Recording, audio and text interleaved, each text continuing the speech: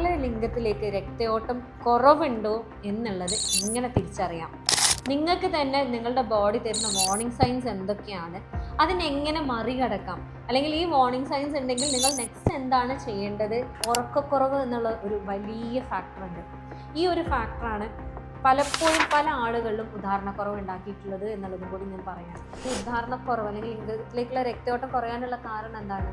ആ ഒരു ഭാഗത്തേക്കുള്ള രക്തക്കുഴലുകളിൽ പല രീതിയിലുള്ള ബ്ലോക്കുകൾ വരുന്നതുകൊണ്ടാണ്. അതിയായ ക്ഷീണമാണ്. അതായത് ഒരു സെക്സ് കഴിഞ്ഞു കഴിഞ്ഞാൽ എന്താണെന്നറിയില്ല ഡോക്ടർ, ആ ഒരു ബെഡിൽ നിന്ന് പോലും എനിക്ക് എണീക്കാൻ പറ്റാത്തൊരവസ്ഥയിലേക്ക് ഞാൻ ക്ഷീണിച്ച് പോകാറുണ്ട് എന്ന് പറയുന്ന ആളുകൾ. ഉറക്കം, എക്സസൈസ് വളരെ ഇമ്പോർട്ടൻ്റ് ആണ്. നിങ്ങളുടെ ബോഡി നിങ്ങൾ ഇളക്കുന്നുണ്ട് എന്നുള്ളത് നോക്കുക. ഈ ഏർലി സിംറ്റംസ് വരുന്ന സമയത്ത് തന്നെ നമ്മൾ ട്രീറ്റ് ചെയ്യുകയാണെന്നുണ്ടെങ്കിൽ പെട്ടെന്ന് തന്നെ നിങ്ങളെ നോർമലിലേക്ക് കൊണ്ടുവരാം.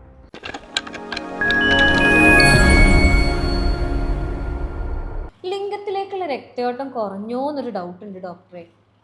എന്താണെന്നറിയില്ല, ഞാൻ വിചാരിച്ച പോലെ ഉദ്ധാരണം കിട്ടുന്നില്ല. പണ്ട് പെട്ടെന്നൊക്കെ ഉദ്ധരിച്ചിരുന്നു, ഇപ്പോൾ കുറേ ടൈം ട്രൈ ചെയ്താൽ മാത്രമാണ് ഉദ്ധാരണം വരുന്നത്. എന്തോ പ്രശ്നം ഉണ്ടോയെന്ന് എനിക്കറിയില്ല. കാര്യം നടക്കുന്നുണ്ട്, എനിക്ക് ബന്ധപ്പെടാൻ പറ്റുന്നുണ്ട്, വൈഫ് ഓക്കെയാണ്, സാറ്റിസ്ഫൈഡ് ആണ്, ഞാൻ അവളെ അറിയിക്കാതെയാണ് ശരിക്കും നിങ്ങളെ കോണ്ടാക്ട് ചെയ്യുന്നത് എന്ന സെയിം ഡയലോഗ് ഞാൻ ഒരുപാട് പേര് കയ്യിൽ നിന്ന് ഒരേ സമയം ഞാൻ കേട്ടിട്ടുണ്ട്. സോ ഇതിൽ ബേസിക്കലി ഞാൻ ഇന്ന് പറയാൻ പോകുന്നത്, നിങ്ങളുടെ ലിംഗത്തിലേക്ക് രക്തയോട്ടം കുറവുണ്ടോ എന്നുള്ളത് എങ്ങനെ തിരിച്ചറിയാം? നിങ്ങൾക്ക് തന്നെ നിങ്ങളുടെ ബോഡി തരുന്ന വാർണിംഗ് സൈൻസ് എന്തൊക്കെയാണ്, അതിനെങ്ങനെ മറികടക്കാം? അല്ലെങ്കിൽ ഈ വാർണിംഗ് സൈൻസ് ഉണ്ടെങ്കിൽ നിങ്ങൾ നെക്സ്റ്റ് എന്താണ് ചെയ്യേണ്ടത് എന്നുള്ള കാര്യമാണ്. അപ്പോൾ ആദ്യം തന്നെ നോക്കുകയാണെന്നുണ്ടെങ്കിൽ എന്താണ് ലിംഗത്തിലേക്കുള്ള രക്തയോട്ടം കുറയാനുള്ള കാരണം, അല്ലെങ്കിൽ എങ്ങനെയായിരിക്കും അതിൻ്റെ സിംറ്റംസ്, എന്തൊക്കെയാണ് അവിടെ ചെയ്യേണ്ടത് എന്നുള്ളതാണ്. ഞാൻ ഡോക്ടർ ഹിബ അബ്ദുൽ മജീദ്, ഡോക്ടർ ഹിബ ജറോവിയ, പെരിന്തൽമണ്ണ, മലപ്പുറം ജില്ല. അപ്പോൾ ലിംഗത്തിലേക്കുള്ള രക്തയോട്ടം കുറവുണ്ടോ എന്നുള്ളത് അറിയണം എന്നുണ്ടെങ്കിൽ ആദ്യം തന്നെ നിങ്ങൾ ശ്രദ്ധിക്കേണ്ടത്, അതായത് ഒരു 30 വയസ്സ് മുതൽ ആളുകളിൽ ആക്ച്വലി ഈ പ്രശ്നം കണ്ടുവരുന്നുണ്ട്. എങ്ങനെയാണെന്ന് അറിയില്ല, എന്താണെന്നറിയില്ല. അന്നേ എനിക്ക് ഈ പ്രശ്നം ഉണ്ടായിരുന്നു, അന്ന് നോക്കിയിരുന്നെങ്കിൽ ഇപ്പോൾ ഈ ഒരു ബുദ്ധിമുട്ടിലേക്ക് എത്തൂലായിരുന്നു ഇല്ലേ എന്ന് ചോദിക്കുന്ന ഒരുപാട് ആളുകളുണ്ട്. അതായത് പലപ്പോഴായിട്ട് നമ്മൾ കണ്ടിട്ടുള്ളത് രാവിലത്തെ ഉദ്ധാരണം തന്നെ ഇല്ല എന്നുള്ള അവസ്ഥയാണ്. അല്ലെങ്കിൽ ഉദ്ധാരണം ഉണ്ട്, അല്ലെ ആ ഒരു മൂത്രം ഒഴിക്കുന്ന ടൈമിൽ ചെറിയൊരു ലൈറ്റ് ഇറക്ഷൻ മാത്രമേ ഉണ്ടാവാറുള്ളൂ. മൂത്രമൊഴിച്ച് കഴിഞ്ഞോട് കൂടെ അത് ഇല്ലാണ്ടാവാറുണ്ട്. കുറേ കാലമായിട്ട് ഡോക്ടറെ ഞാനത് അറിഞ്ഞിട്ട് പോലുമില്ല, അങ്ങനെ ഒരു ഉദാഹരണം പോലും ഞാൻ അറിഞ്ഞിട്ടില്ല രാവിലെ ഉണ്ട് എന്നുള്ളത്. പക്ഷേ ഇത് അറിയണ്ടേ, എനിക്കിത് നോർമൽ അല്ല, അല്ലെങ്കിൽ ഇത് പ്രശ്നമുണ്ട്, ഞാൻ എന്തെങ്കിലും ശ്രദ്ധിക്കേണ്ടതുണ്ട് എന്നുള്ളത് എനിക്ക് അറിയില്ലായിരുന്നു എന്ന് പറയുന്ന ഒരുപാട് ആളുകളുണ്ട്. സോ മോർണിംഗ് ഇറക്ഷൻസ് എപ്പോഴും നിങ്ങൾ ശ്രദ്ധിക്കുക. രാവിലെ എണീറ്റ ഉടനെ നിങ്ങൾക്ക് ആ സമയം ബന്ധപ്പെട്ടോളണം എന്നില്ല, അല്ലെങ്കിൽ അങ്ങനെ ഒരു താല്പര്യം വന്നോളണം എന്നില്ല. പലപ്പോഴും പല ആളുകളും പറയാം, ഡോക്ടറെ രാവിലെ എണീറ്റ് ഒരു ഷടപടേ എന്ന് പറഞ്ഞിട്ടുള്ള ഒരു പോക്കാണ്, ജോലിക്ക് എത്തണ്ടേ, അപ്പോൾ പിന്നെ എല്ലാം കൂടി അങ്ങ് എന്തൊക്കെയോ ചെയ്ത് കൂട്ടി ഞാൻ പോകാറാണ്, അപ്പോൾ ഞാൻ ശ്രദ്ധിച്ചിട്ടുണ്ടായിരുന്നില്ല. നമ്മൾ മെഡിസിൻ കൊടുക്കുമ്പോൾ പോലും നമ്മൾ ആദ്യം പറയാം നിങ്ങൾ രാവിലത്തെ ഉദാഹരണം ഉണ്ടോ എന്നുള്ളത് ശ്രദ്ധിച്ചിട്ട് വരും, എന്നാലേ നമ്മൾ മെഡിസിൻ ആക്ട് ചെയ്തോ ഇല്ലേ എന്നുള്ളത് കറക്റ്റ് മനസ്സിലാവുള്ളൂ എന്നാണ്. അപ്പം രാവിലെ എണീക്കുന്ന ടൈമിൽ നിങ്ങൾക്ക് ഒന്നും ഫീൽ ചെയ്യണ്ട, നിങ്ങൾ ജസ്റ്റ് മൂത്രമൊഴിക്കാൻ പോകുന്ന ടൈം വരെ ആ ടൈമിൽ നിങ്ങൾക്ക് ഉദ്ധാരണം ഉണ്ടോ, മൂത്രമൊഴിക്കുന്ന സമയത്ത് നിങ്ങൾക്ക് ഉദ്ധാരണം ഉണ്ടോ എന്നുള്ളതാണ് നിങ്ങൾ ശ്രദ്ധിക്കേണ്ടത്. 2, നിങ്ങൾ ആഗ്രഹിക്കുന്ന ടൈമിൽ നിങ്ങൾക്ക് ഉദ്ധാരണം കിട്ടുന്നുണ്ട് എന്നുണ്ടെങ്കിൽ അത് പഴയതുപോലെ നല്ല ഫേം ആയിട്ട് നിൽക്കുന്നുണ്ടോ, അതോ ചെറുതായിട്ടൊരു ഫേംനെസ് കുറവുണ്ടോ, അതായത് ആ ഒരു ബലം എവിടെയോ ചെറിയ കുറവുള്ളതുപോലെ തോന്നാറുണ്ടോ?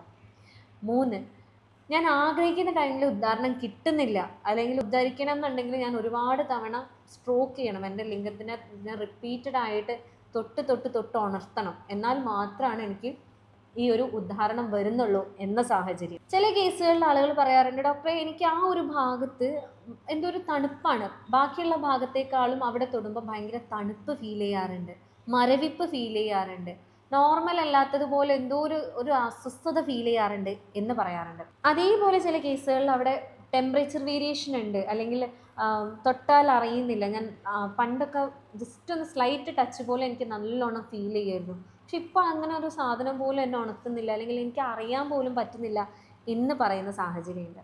സോ ഇത്തരത്തിലുള്ള ബുദ്ധിമുട്ടുണ്ട് എന്നുണ്ടെങ്കിൽ ഇത് നിങ്ങൾക്ക് ഇൻഡിക്കേറ്റ് ചെയ്യുന്നത് നിങ്ങൾക്ക് ഉദ്ധാരണക്കുറവ് വരാനുള്ള ചാൻസ്, അല്ലെങ്കിൽ ആ ഒരു ലിംഗത്തിലേക്കുള്ള രക്തയോട്ടം നല്ല രീതിയിൽ കുറഞ്ഞു വന്നിട്ടുണ്ട് എന്നുള്ളതാണ്. ഇതിൻ്റെ കൂടെ ചില ആളുകൾക്ക് ഫീൽ ചെയ്യുന്ന ഒരു കാര്യമുണ്ട്. ഒന്നെന്ന് പറഞ്ഞു കഴിഞ്ഞാൽ അതിയായ ക്ഷീണമാണ്. അതായത് ഒരു സെക്സ് കഴിഞ്ഞു കഴിഞ്ഞാൽ എന്താണെന്നറിയില്ല ഡോക്ടർ, ആ ഒരു ബെഡിൽ നിന്ന് പോലും എനിക്ക് എണീക്കാൻ പറ്റാത്തൊരവസ്ഥയിലേക്ക് ഞാൻ ക്ഷീണിച്ച് പോകാറുണ്ട് എന്ന് പറയുന്ന ആളുകളുണ്ട്. അതേപോലെ ചില ആളുകൾ പറയാറുണ്ട് എന്താണെന്നറിയില്ല കുറച്ച് കാലമായിട്ട് ഒരു താല്പര്യമില്ല. എങ്ങനെ നോക്കിക്കഴിഞ്ഞാലും ഇപ്പോൾ ഭാര്യൻ്റെ അടുത്താണെങ്കിലും ഇല്ല, അല്ലെങ്കിൽ ഫോൺ വീഡിയോസ് കാണാനാണെങ്കിലും സ്വയം ചെയ്യാൻ പോലും എനിക്കൊരു താല്പര്യം തോന്നാറില്ല എന്ന് പറയുന്ന ആളുകളുണ്ട്. അതേപോലെ ചില കേസുകളിൽ ആളുകൾ പറയാറുണ്ട് ഉദാഹരണം പണ്ടുള്ള അത്ര സ്ട്രോങ് അല്ല, അല്ലെങ്കിൽ കുറേ ടൈം എടുത്തിട്ടാണ് ഉദ്ധരിക്കുന്നത്, ഉദ്ധരിച്ചു കഴിഞ്ഞാൽ തന്നെ പെട്ടെന്ന് പോവാണ് എന്ന് പറയുന്ന ആളുകളുണ്ട്. അപ്പോൾ ഇതൊക്കെ ഇതിൻ്റെ കൂടെ വരുന്ന സിംറ്റംസ് ആണ്. ഇത്തരം സിംറ്റംസ് നിങ്ങൾക്ക് ഉണ്ടെന്നുണ്ടെങ്കിൽ നിങ്ങൾ എന്തായാലും ഒന്ന് ഒരു ഡോക്ടറെ കൺസൾട്ട് ചെയ്യേണ്ടതുണ്ട്. കാരണം അതല്ല എന്നാണെന്നുണ്ടെങ്കിൽ ഈ ഏർലി സിംറ്റംസ് വരുന്ന സമയത്ത് തന്നെ നമ്മൾ ട്രീറ്റ് ചെയ്യുകയാണെന്നുണ്ടെങ്കിൽ പെട്ടെന്ന് തന്നെ നിങ്ങളെ നോർമലിലേക്ക് കൊണ്ടുവരാം. അതല്ല എന്നാണെന്നുണ്ടെങ്കിൽ നിങ്ങളെ നോർമലിലേക്ക് കൊണ്ടുവരാൻ കുറച്ച് ടൈം എടുക്കും. അതായത് ഈ പറയുന്ന പോലെ ഈ ഉദ്ധാരണക്കുറവ് അല്ലെങ്കിൽ ലിംഗത്തിലേക്കുള്ള രക്തയോട്ടം കുറയാനുള്ള കാരണം എന്താണ്? ആ ഒരു ഭാഗത്തേക്കുള്ള രക്തക്കുഴലുകളിൽ പല രീതിയിലുള്ള ബ്ലോക്കുകൾ വരുന്നതുകൊണ്ടാണ്. ഈ ബ്ലോക്കുകൾ വരാൻ പല കാരണങ്ങളുണ്ട്. പക്ഷേ പല രീതിയിലുള്ള ഇപ്പോൾ ഒരു പൈപ്പിലൂടെ, ഒരു നല്ല ചളിയുള്ള പൈപ്പിലൂടെ വെള്ളം ഒഴിക്കണം അല്ലെങ്കിൽ വെള്ളം പോകണം എന്നാണ് നമ്മൾ വാശി പിടിച്ചുകൊണ്ട് കാര്യമുണ്ടോ? അത് എത്രത്തോളം വെള്ളം അപ്പുറത്തെത്തും. ആ ഒരു രീതിയിൽ തന്നെയാണ് നിങ്ങൾക്ക് നിങ്ങളുടെ ഈ ഒരു ഉദ്ധാരണം എന്ന് പറയുന്നത് നടക്കുന്നത്. അപ്പം ഈ ഒരു സാഹചര്യത്തിൽ ലിംഗത്തിലേക്കുള്ള രക്തയോട്ടം കുറയാനുള്ള കാരണത്താൽ പല രീതിയിലുള്ള ബ്ലോക്കുകൾ അവിടെ ഉണ്ട്. ആ ബ്ലോക്കുകളെ മാറ്റി നിങ്ങളെ നോർമലിലേക്ക് കൊണ്ടുവരാനാണോ, ആ ബ്ലോക്കുകൾ വരുന്നതിന് മുന്നേ നിങ്ങളുടെ ബോഡി തന്നെ നിങ്ങൾക്ക് തരുന്ന വാർണിംഗ് സൈൻസ് ആയിട്ട് അതിനെ ട്രീറ്റ് ചെയ്ത് കൊണ്ടുവരുന്നതാണോ എളുപ്പം എന്ന് നിങ്ങളൊന്ന് ആലോചിക്കുക. അപ്പം ലിംഗത്തിലേക്കുള്ള രക്തയോട്ടം കുറയാനുള്ള പല കാരണങ്ങളുണ്ട്. അതിപ്പോൾ നിങ്ങൾക്ക് തന്നെ അറിയുന്നുണ്ടാവും. അതിലൊരു ബേസിക് കാരണം എന്ന് പറയുന്നത് ഷുഗറാണ്, പ്രഷറാണ്, കൊളസ്ട്രോൾ ആണ്, യൂറിക് ആസിഡ് ആണ്.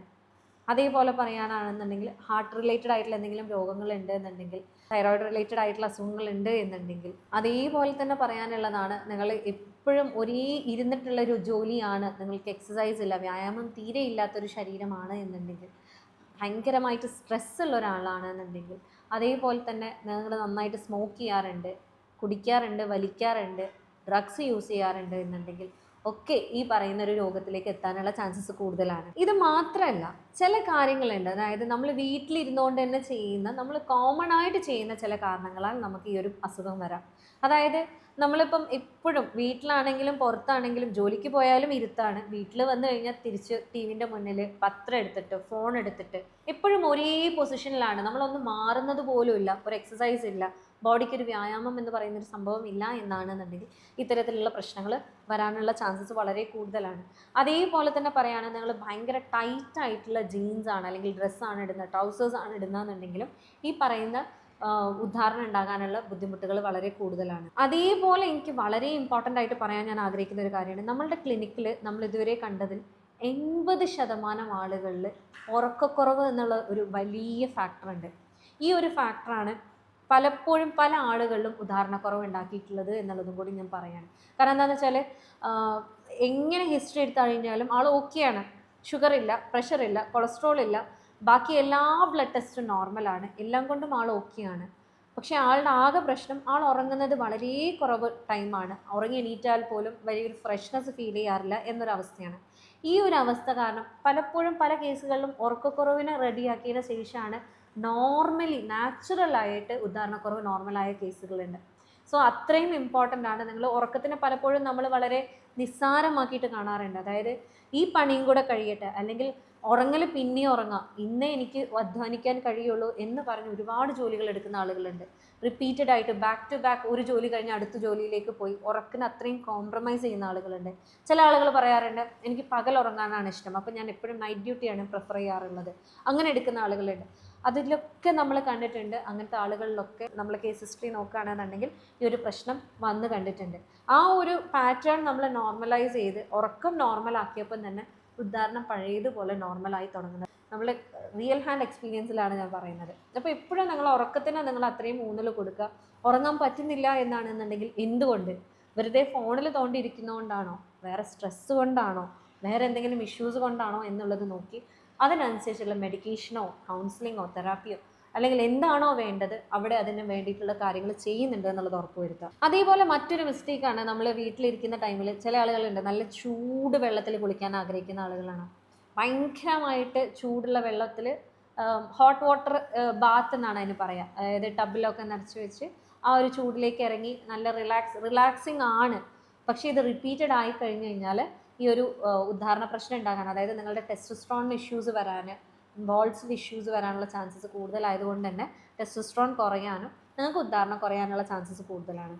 അതേപോലെ ചില ആളുകളുണ്ട് ലാപ്ടോപ്പ് സ്ഥിരമായിട്ട് യൂസ് ചെയ്യുന്ന ആളുകളാണെന്നുണ്ടെങ്കിൽ ലാപ്ടോപ്പ് സ്റ്റാൻഡ് പോലും യൂസ് ചെയ്യാതെ ഡയറക്റ്റ് നിങ്ങളുടെ മടിയിൽ വെച്ച് ലാപ്ടോപ്പ് യൂസ് ചെയ്യാം. ഇത് എപ്പോഴെങ്കിലും ആണെന്നുണ്ടെങ്കിൽ ഓക്കെ, പക്ഷേ സ്ഥിരമായിട്ട് നിങ്ങളിത് ചെയ്യുന്നുണ്ടെന്നുണ്ടെങ്കിൽ ലിംഗത്തിലേക്കുള്ള രക്തയോട്ടം കുറയാനുള്ള ചാൻസസ് കൂടുതലാണ്.